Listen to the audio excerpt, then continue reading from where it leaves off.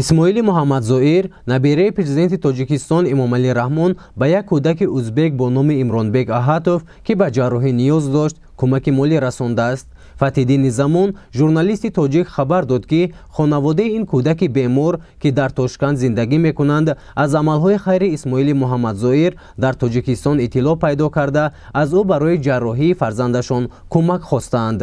дар видеое ки Фатҳиддини Замон нашр кард дида мешавад ки се ҷавон вориди хонаи Аҳатовҳо шуда аз номи Исмоил ба ӯ як лифофа бо кумаки молиявиро месупоранд. модар ва бибии Имронбеки бемор даст ба дуо бардошта дар ҳаққи набераи президенти Тоҷикистон дуои хайр мекунанд.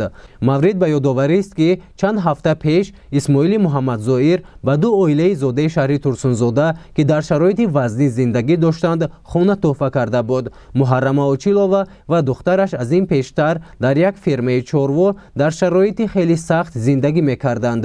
сомонаи оилатиҷӣ аз зиндагии пуразобу пурмоҷарои сокини деҳаи Файзободи шаҳри Турсунзода Муҳаррама Очилова видеое омода карда буд. гуфта мешуд ки Муҳаррама Очилова ва духтари 24-солааш чандин сол боз дар як фермаи чорводорӣ дар байни мору каждумҳо умр ба сар мебаранд ва соҳибони ферма ҳар рӯз онҳоро дашномо таҳқиқ карда аз фермаҳояшон рондан мехоҳанд.